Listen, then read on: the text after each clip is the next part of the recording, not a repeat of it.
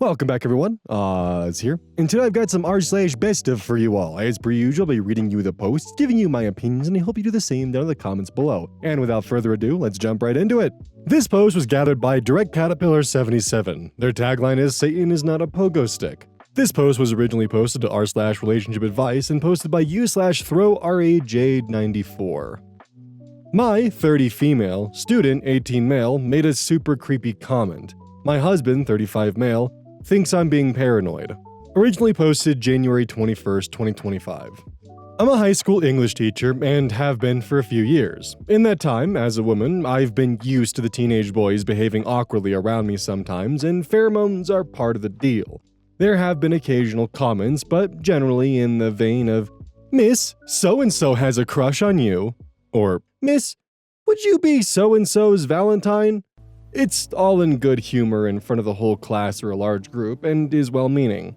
My school throws a January ball for seniors, 16 to 18, which is basically an opportunity to celebrate the start of another calendar year. As it's after hours, not every teacher has to attend. And this year, I was asked to chaperone.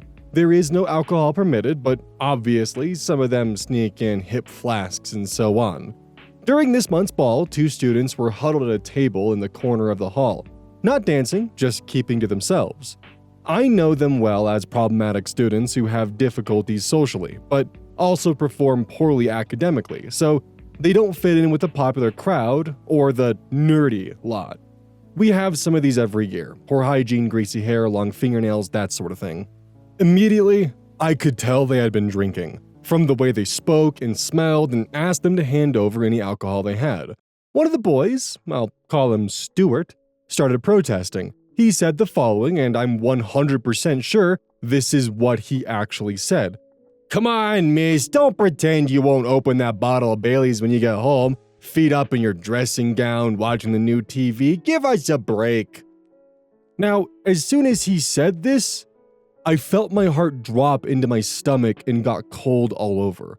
I had just bought a bottle of Bailey's Irish Cream for myself the weekend before the dance. I am in the habit, on nights where I don't have much marking, planning, and want to treat myself, of having a bath and watching a movie series in my dressing gown.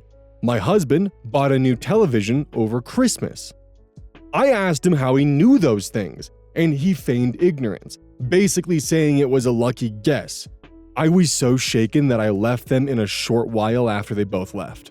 But that night, I could barely sleep, and my paranoia kept growing. I simply cannot believe that he would have guessed all 3 of those things. 1, maybe, but no way all 3. My husband is away for work currently, and I phoned and told him about it, and he basically downplayed my concerns, saying I probably mentioned those things to my class at various points and this student has just remembered it. But I would never mention those things. I just wouldn't, and I'm sure I haven't. I've become more skittish at home when I hear noises. I only live in a small house, but when I arrived home from buying groceries, I check every single room and cupboard before I lock the doors. I've also arranged to have the locks changed. When cars stop outside the house, I turn all the lights off and peek at them through the blinds. I'm having trouble sleeping. In class, this student is quiet and the same as ever, not completing homework assignments and distracted in class. My husband is growing increasingly exasperated and worried more for my mental health and the possibility this student could somehow know the details of my personal life. I mentioned it to my supervisor as well, and she also basically reasoned that I had either misheard what he said, it was a coincidence, or a combination of the two. What's the play here? I'm seriously freaked out and I don't know how to even begin putting this to rest. Update. I wasn't expecting this post to receive so much attention. I'm really grateful so many people who have validated my concerns and helped me develop a plan of action. I got home a little while ago and I'm going out shortly with a friend to try and rule out Bluetooth and Wi-Fi devices with my neighbors. After that, the 2 of us will try and conduct a meticulous search of the house for any concealed devices, using the lights out phone camera trick some people recommended and some other tips I found online. Just to clarify a few points that I've seen raised a few times. Dressing gown is a really common term here in England for what Americans might call a robe. It's absolutely common parlance. Here, most people I know would associate robe with something a wizard might wear. In terms of it being a lucky guess, if he had just said, "relax with a glass of wine," I might have assumed so. But the dressing gown comment plus the Bailey's comment when I had just bought a bottle and the explicit mention of a new television, which I am 100% certain I did not misinterpret, these things make it so much harder to write off as a coincidence. As far as social media goes, I have an Instagram which is set to private under my maiden name, and my profile picture is not of me. I'm not in the habit of connecting with former students. I only have 3 who have all gone on to study English at university and have used me as references. I also have a Snapchat which I use with my husband and very close friends. I have posted nothing about my new television, and I also don't think I've mentioned this to colleagues, let alone to students. Certainly, I said nothing about the Baileys I just bought. Relevant comments. Mocha Java 23. Is it possible that you or your husband were observed buying the new TV and the Baileys? The students' parents could have seen either purchase and said, "Oh, OP just got a new LG 65-inch. I agree you should do a sweep for cameras or ask a techish friend for help."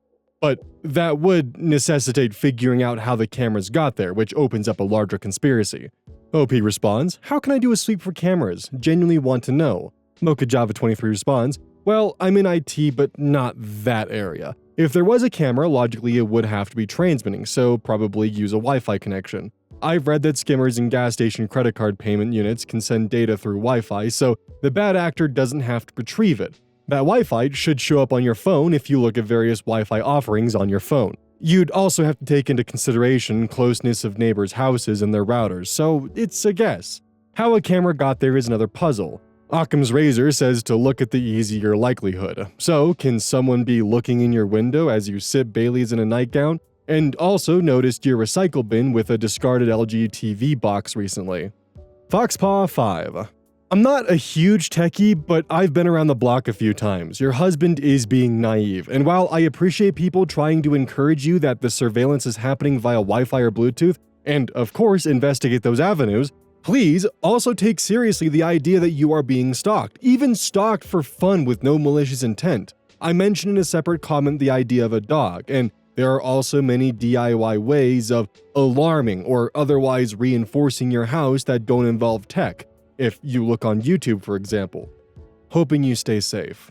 Update, January 26th, 2025. I wasn't going to post an update here, but the number of worried people who have reached out to me made me reconsider. After a thorough search of my house, I found 2 devices. They seem to be camera devices. I don't know if audio was included. One of them was in the smoke detector in my bedroom, while the other one was concealed in the wall of my living room. Looking at an old picture of my bedroom, it looks like the smoke detector itself has changed very slightly. I think that the new one is a device in itself, which the culprit somehow switched with the old one without us noticing. The matter has now been referred to the police. If it wasn't for so many of you taking me seriously and giving me practical advice, I wouldn't have the courage to check, especially given my husband downplaying my concerns. He's been very apologetic and is coming back from his work trip early. But I've asked to spend some time apart and will be staying with my parents for a while. I'm glad I raised the issue with the head at my school and a couple of others, as there's a paper trail. Another suggestion from the thread. Needless to say, I'm completely shaken to my core, and I have the most revolting feeling of my privacy being invaded. I have no idea how many people have been involved in this, but phones have been taken from students and we should have more answers soon. I won't be making any more posts or updates. Thank you again to everyone for affirming me and making me feel sane. This is actually, honest to God, a nightmare scenario. The entire time I was thinking that maybe the students had stalked her to her home and I'd seen her doing things through her windows. That was my first thought, but finding an actual, surveillance device within your home is just fucking nightmare fuel, because that is a level of invasion of privacy that goes far beyond someone watching you through your windows. While both are horrible, someone being in your home, going through your belongings, installing surveillance equipment is just stuff of nightmares. It's also a damn shame that her husband didn't take her seriously until after the recording devices were found. Because if I was in a position where I was talking to someone while they were intoxicated and they said something that they could only know if they were watching me in my home, I'd be fucking paranoid. And then when I go and tell people, hey, these people somehow know what I do in the privacy of my own home that I don't tell anyone else. How is that? And they're like, oh, you're just being paranoid. Like, if OP had not gone to Reddit, there's a good chance that she would have been gaslit into believing that everything was fine, and to just simply ignore her hunch, which her hunch was 100% correct in this instance. And if she had ignored that hunch, she would have allowed people who had previously gained access into her house further access, and who knows what else they would have done with time passing. Just... ugh. Thankfully, the police are involved, and hopefully they can find something that'll give OP a little bit of sense of self-security back in their life, because this is just a violation of your own personal privacy that will never go away. OP will probably live the rest of their life paranoid at every step they take in their own home, which is just tragic. Dread Caterpillar 77, and their tagline is, of course, Satan is not a pogo stick. The original poster is Straight Corner 3555, posted February 27, 2024. My wife refuses to accept our divorce, and I think she's trying to trick me. Using a throwaway because I just need advice. My wife, 29 female, and I, 34 male, have been married for 4 years, and up until a year and a half ago, things were fantastic. But our marriage began to deteriorate after there was a significant drop in sex between us. Not intimacy, just the actual sex part of the relationship. We would still cuddle and have deep, intimate moments, talking and just being around each other, but she kept rejecting my attempts at taking things further past kissing. Now, we have had no problems communicating, so I made sure to address it early, and we talked and made adjustments. We both made sure to stay in shape, we tried being more adventurous, we went to couples therapy/counseling, and even tested both of our hormone levels. Everything was normal. Each solution would work for a little while, and then we'd be back to having sex maybe once a month. I asked her several times if she was no longer attracted to me, to which she denied every time. I asked her if I was falling short in the relationship in any other way, to which she said no. Well, about a month ago, she gets back from her therapy session and tells me that she believes that she's asexual, and that's the reason for her libido being non-existent as of late. I was definitely confused because we had such great sex for a while in the beginning of our relationship, but her telling me that she's now asexual was heartbreaking because everything else was great. Obviously, I'm not going to force her to have sex. So we had a long conversation about our relationship, and I came to the conclusion that we should get a divorce. I say I because she immediately rejected the idea and said we should figure something out and wouldn't talk to me about it anymore. I didn't know what to say, so I dropped it. Well, 3 weeks go by without sex, and I decided that I have to do this for my own mental well-being, so I filed for divorce and had her served with the papers. Last week, when I got home from work, she was going about the day like nothing was wrong. I asked her if she signed the papers, and she flat out said, "We're not getting a divorce," and changed the subject and acted like things were normal. Obviously, I thought this was crazy, so I stopped her and said I couldn't be in a marriage devoid of sex, and I mentioned that I was being incredibly fair with our divorce. She can keep the house that we bought and paid for with cash. She paid 1/3, I paid 2/3. I'd take all of the debt, which isn't much. We'd split our savings and investments in half, and she can keep 2 of our 3 paid-off cars. I only want to keep my sports car. Thankfully, we don't have kids. I love her and wanted her to be comfortable, and I have no problem starting over since I make good income. But she won't budge or talk about the divorce. This brings us to 2 days ago. I get home and go to our bedroom and find my wife's friend, 27 female, in our bed, naked. I immediately shut the door, said sorry, and went looking for my wife. I found her in the kitchen and asked her what her friend was doing here, and she said that she was here for me. I put 2 and 2 together and said that I'm not having sex with other women in place of the woman I chose to marry.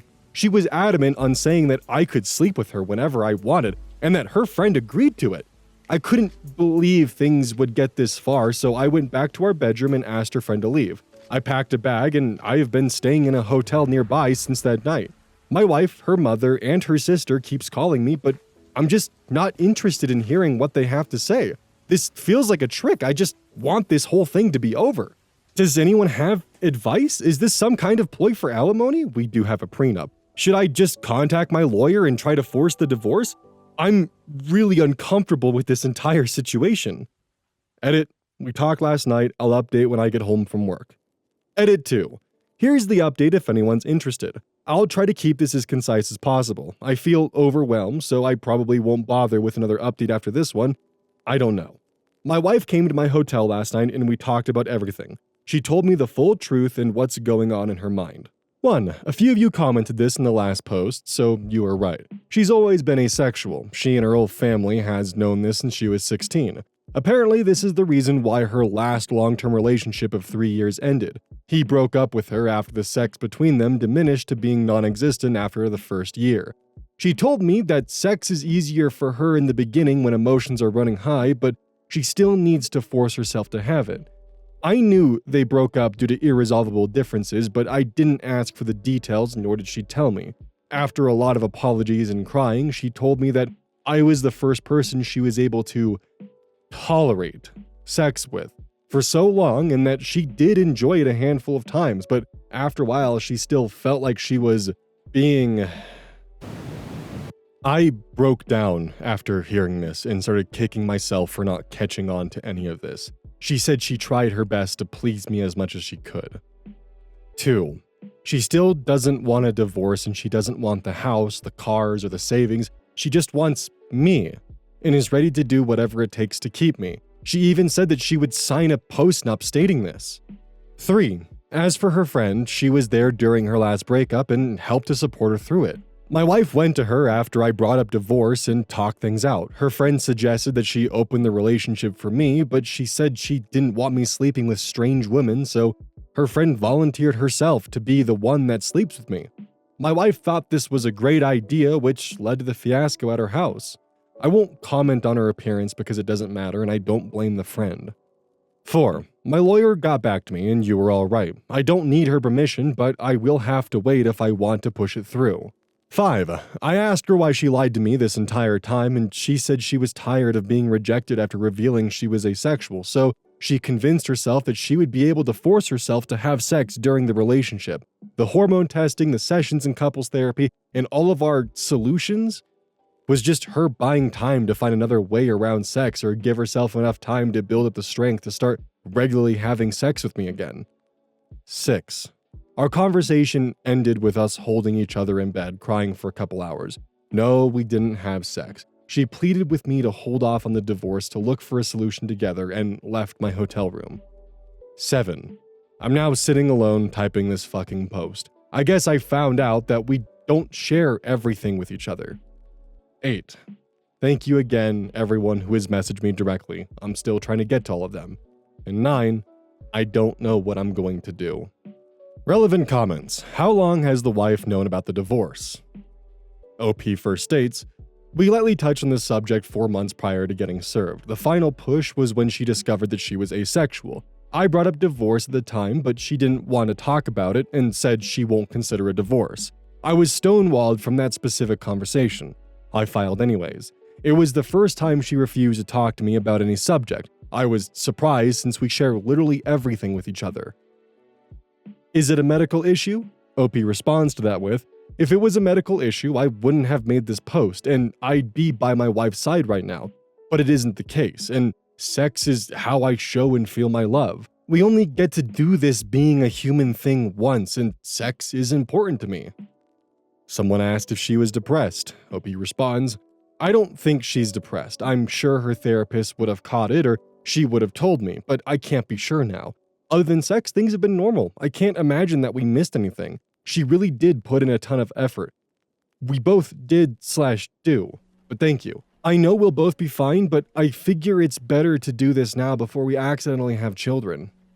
Update, March 13th, 2024. I don't think I can link my previous post, so just go to my profile, I guess, if you care to read the original post. I've tried to read every comment/message and take it to heart what most of you had to say. Also, please stop messaging me. I can't respond to everyone. It's too much. I'll make this as short as possible. After my last update, my wife asked me to meet with her about a week later to discuss things with her. I've been staying at an extended stay since that night with her friend. We met at our house and talked for a few hours. She started off with a ton of apologies for how she acted, her lying about her sexuality, and not taking my sexual needs more seriously. Before I could say anything, she presented a signed post-nup agreement she had drafted with a lawyer, stating that she doesn't want anything, the house, the cars, savings, everything. I felt like the biggest asshole for thinking that she was tricking me for more money. I asked her if she was serious, and she told me to take the post-nup with me and sign it when I'm ready. I still haven't signed it. It's in my backpack. I told her that I still think the divorce is our best course of action and that we both deserve to find someone who matches our needs. She still refused and borderline begged me to reconsider. She started crying and so did I. Seeing her like this was devastating. I told her that her finding other women to sleep with me wasn't going to work. What if I develop feelings for them? What if I get one of them pregnant? Do we expect her to get an abortion? She said we'll figure it out as we go along, and to please give her more time to work on other solutions. She set up appointments for sex and hormone therapy, and it's seeing a sex guru. I said that it sounds like we're going through the same things again, but she was adamant and pleaded with me to wait. There were more apologies on both sides, and we kissed for a while before ending the conversation. Then I went back to my hotel that night. A few days later, I tried texting her, but she didn't respond, so I called her dad. I'm avoiding her mother and sister since they are saying the same things as my wife. Her dad told me that she moved back home and has been holed up in her room since our talk. She called out of work. He told me that she's barely eating, bathing, or talking to him or her mom. He asked me what I was going to do, but I didn't have an answer for him. He just said he understands, and he said he would be here to talk anytime I wanted to, so I went back to our house and a good portion of her stuff was gone. The whole place feels empty. I've been sleeping in one of the spare rooms. I'm planning on flying to my mother's house in a couple of weeks to spend time with my family to decompress from this entire situation. I'm still on the divorce side of the fence, but I guess there's no rush. Thank you to everyone for your insight and concern. Seriously. I know we're all strangers, but most of you have been a huge help to my mental health. Seriously, thank you. Also, my cousin uses Reddit and reached out after he found my last post and asked me to shout him out if I made an update. Love you, Virgil. Thank you for being there for me. I think I'll just make a quick edit to this post once we reach a resolution for anyone that cares. Final update, January 27th, 2025. Hey everyone, in hindsight, I regret making these posts because I think I received too many pieces of advice. I keep thinking I should have just handled it internally with just family. I don't regret my decisions, I just wish I gave myself more time to think. Anyway, here's the update. I'll keep it short. The divorce was finalized months ago. Our house was sold along with one of our cars, and my ex-wife is still living with her parents. I had a little more than 2/3 of the proceeds wired to her account, but the last time I talked to her dad, she hasn't touched a dime. I was informed that she checked into a mental health clinic, but I don't know how long she was there or what her current state is. I changed my number, but her dad has emailed me a few times to check on me throughout this last year, which breaks my heart because he's a great man. Him playing both sides of the fence like this really made everything go a lot smoother. Other than not warning me, which I honestly don't think it was his place to. He's been a huge help. I moved back to my home state to be closer to my family. I may leave to go to another state again. I don't know, I'm not sure yet. I feel numb from this whole thing. Not much of a drinker, so I've been smoking a ton of pot and working out to occupy my mind. To everyone who didn't get a response from me in my messages, I'm sorry, but there was just too many. I responded to as many as I could mentally handle. And I think that's it. I can't imagine that there would be any additional questions, but I'll answer whenever I can. Relevant comments. JStanPhil93. Are you happy? That's all I would like to know at this point, brother. You've been through a lot. OP responds, I'm happy to be alive to experience the highs and lows of this existence. I'm happy to move on to the next chapter of my life. Thank you for asking, brother. They respond with, good to hear, man. Just out of curiosity, do you see yourself ever capable of being friends with her again, or is the pain too strong to ever be around her again? With the response of, I view her differently now, although I still love her. I don't know about the distant future, but for now, there's no way. This one is honestly just heartbreaking because I just feel horrible for both sides of this. They both very clearly love each other, or loved each other, and wanted the best for one another. The guy was willing to essentially go through a fresh start to give her everything she would need to be financially secure and safe, but that's not what she was after. She just wanted him, but they had fundamental incompatibilities that down the line would lead to resentment and an unhealthy relationship, and It's just a shame that these specific incompatibilities were irreconcilable. They just weren't something either party could move past without greatly hurting each other. Either she would need to essentially subject herself to, well, forcing herself to, in her words, be sexually assaulted in order to keep her husband around and happy, and he had no idea he was putting her through that. And, he has his own desires and intimacy needs, and he doesn't want to put his wife through that kind of anguish and mental harm anytime that he just wants to be physically intimate with his wife. And he has no interest in anyone else, just his wife. He just wants to be intimate with the woman he loves, but he doesn't want to hurt her. And she just wants the man that she loves, and she's willing to go through so much for him, but they're just not compatible. And it's heartbreaking that this is how it went. And I don't know. I can only hope the best for them, I guess.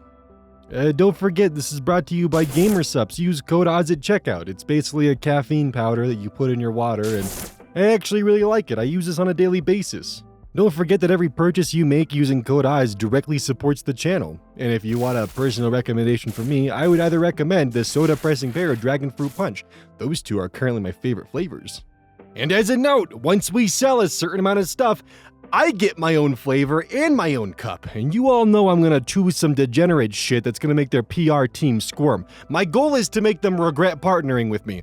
So please, use code ODDS at checkout to make my dream come true of making a PR team squirm.